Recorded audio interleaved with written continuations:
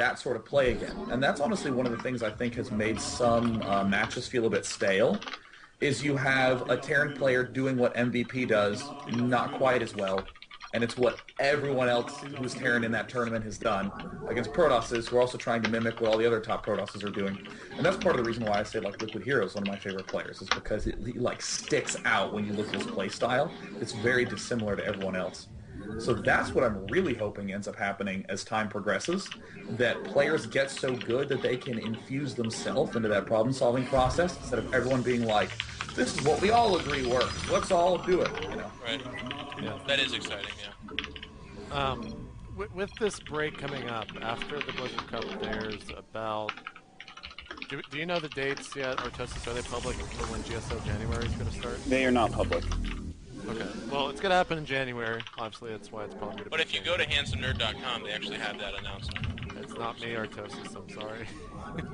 It's already been crashed once. You guys like to crash my site, man. I don't know. It's not very nice. Oh, he's so upset about getting too much traffic to his website. Whoa!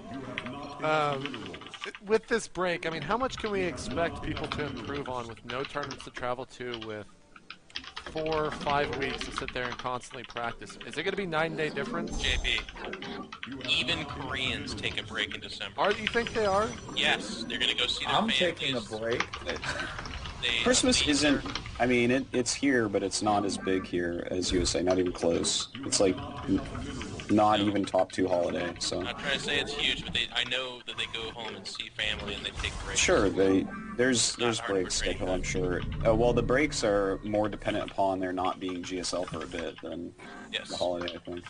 But I'm sure that there's going to be a huge skill jump. There should be. Everyone should be practicing really hard, especially these players that have flown around a lot. I think this is a great time for players like Huck and Hydra and whatnot to, you know, kind of catch back up, because the more they fly around, the further behind they get on like the metagame and their mechanics and stuff. So this is a great opportunity for them to refresh.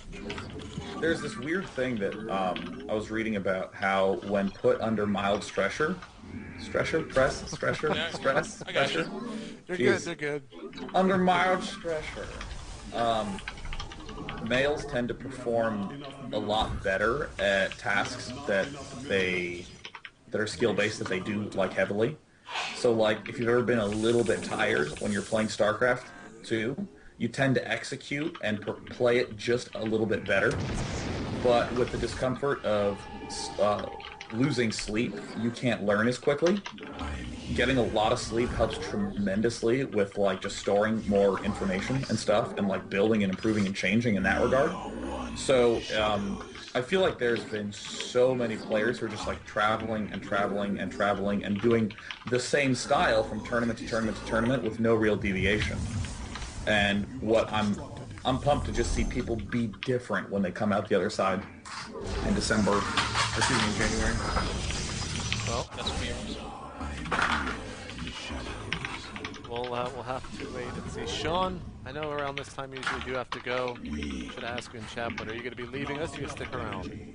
I'll be sticking around closer to 10:30 this time.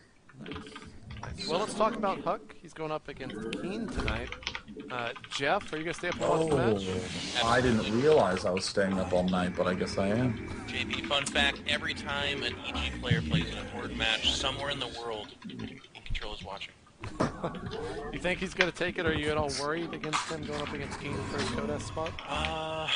You know, Keen's actually a phenomenal player, but I feel like a little bit inconsistent. Like, sometimes I see Keen playing, it's really strong, and then sometimes I see him playing, I feel like he could... Keen is... He's kind of a cheesy guy. He, like, gets lucky a lot to win. I feel like if Huck just plays calm and doesn't do anything too risky, just plays kind of safe, he should be able to take out Keen easy. That's what I think. Now, one thing we do have to take into account, Huck has what's called the dumb ray. Anyone that plays against Huck plays significantly dumber than they ever would against anybody else. Will it take an effect tonight? Do we know the first map for that, Artosis? Do you know off the top of your head? I think it's Antigua Shipyard, and then Dual Site, and then Belshir Beach. Oh, it's fine map pool. Yeah, okay. All right, and I love it. the other big match, there's 3, but of the 2 teams use Boxer versus Marine King, which is the game involved. I don't know if you want to say it or anything like that, but Sean, do you think Marine King is going to roll over Boxer in that series?